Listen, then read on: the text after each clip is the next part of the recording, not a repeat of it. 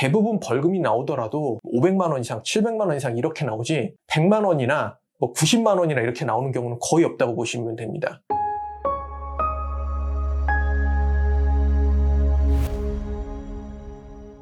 안녕하세요. 범법인 동감 한준엽 변호사입니다.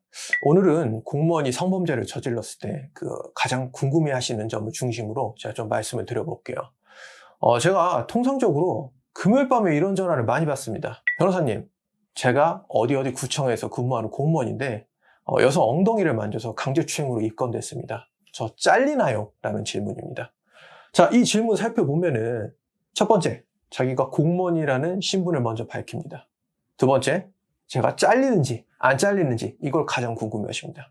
자, 공무원은 왜 일반 회사원과 다를까요? 공무원은 회사원과 달리 높은 도덕성과 연결성을 요구하기 때문에 이 성범죄로 입건됐을 경우에 이 절차 자체가 좀 다르게 진행됩니다. 두 번째는 잘리는지 여부입니다. 국가공무원법이 몇 년 전에 개정이 됐어요. 성범죄로 100만 원 이상 벌금을 선고받았을 경우에는 당연 퇴직을 하게 되어 있습니다. 따라서 공무원은 사건을 진행할 때 이 벌금형이 아니라 검찰에서 기소유예 처분을 받는 것을 목표로 하셔야 됩니다. 저희가 실제로 수행한 사례를 중심으로 좀 말씀을 드려보겠습니다. 저희 의뢰인은 주민센터에서 한 20년 정도 근무하셨던 공무원이셨습니다. 그리고 심지어 동정전과도 있으셨어요. 이분이 술을 마시고 한 여성을 계속 따라다니시면서 추근덕거리시다가 결국 엉덩이까지 만지시게 됩니다. 이걸로 강제추행으로 입건이 됐고 입건된 상황에서 저희한테 사건을 의뢰를 해주셨습니다. 저희는 이분의 상황이나 지금 사건 내용을 살펴봤을 때 부인하는 것은 승산이 없다는 점을 확인을 하였습니다. 왜냐하면 CCTV가 다 있기 때문에 이걸 부인해서 될 문제가 아니었거든요. 그래서 저희는 수임이 되자마자 피해자 측과 접촉을 시도하였습니다. 경찰을 통해서 피해자 측과 연락을 시도하였고 사과, 편지 그리고 여러 가지 사정을 제가 좀 직접 설명드렸습니다. 그리고 제가 또 직접 만나 뵙고 머리 숙여 사과까지 드렸습니다. 그러다 보니 이 피해자 측도 흔쾌히 소정의 합의금만 받고 합의를 해주셨고 저희는 합의서와 함께 탄원서, 처벌 불원서까지 받아가지고 검찰에다 다 제출을 했습니다. 그리고 이분이 나름 또 공직 생활 또한 성실히 수행을 하셔서 표창장이나 이런 것도 있고 그리고 현재까지 가족을 부양해야 된다는 점 그리고 이 공무원에서 잘릴 경우에 경제적으로 매우 어려워진다는 점을 좀 충분히 소명을 하였습니다. 또 담당 검사님도 아무래도 이분이 강제추행 정도가 그렇게 세지 않고 또 공무원이라는 점을 좀 참작을 하셨고 또 그리고 합의까지 됐기 때문에 다행히 기소유예 처분을 해주셨습니다.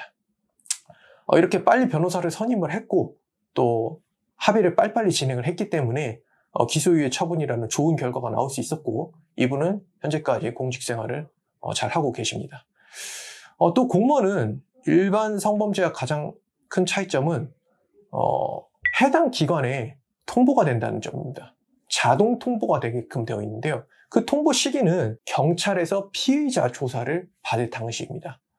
피의자 조사를 받을 때 주민등록번호를 입력하게끔 되어 있습니다. 그 주민등록번호를 그 시스템에 입력을 하면은 이 사람이 소속된 기관에 통지를 해야 되는지 안 해야 되는지가 자동 결정됩니다.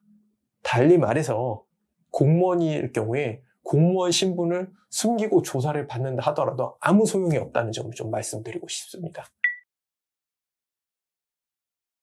입건 초기부터 변호사를 반드시 선임해서 함께 진행하시길 좀 제가 권고드리겠습니다.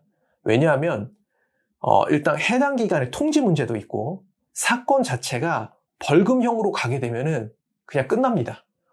벌금이 액수가 적고 낮고가 떠나서 성범죄의 경우에는 대부분 벌금이 나오더라도 500만 원 이상, 700만 원 이상 이렇게 나오지 100만 원이나 90만 원이나 이렇게 나오는 경우는 거의 없다고 보시면 됩니다.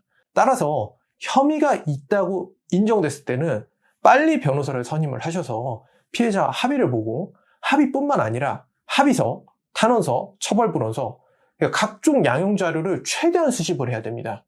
그래서 검찰청에 제출을 해서 기소유예를 받아야 되고 경찰 조사 당시에도 경찰이 조사 끝나고 수사 보고서를 작성하게끔 되어 있습니다. 수사 보고서에는 여러 가지 자료들이 들어갑니다.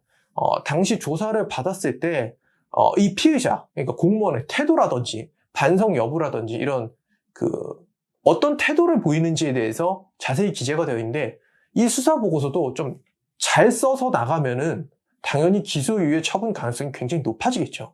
그래서 경찰 조사 당시부터 반드시 변호인과 동행해서 사건을 진행할 것을 추천드립니다. 제가 오늘은 공무원이 성범죄를 저질렀을 때 이 가장 궁금한 점을 중심으로 좀 말씀드렸습니다. 추가로 궁금하신 점이 있으실 경우 저희 법무법인 동감으로 연락 주시면 친절히 설명드리도록 하겠습니다.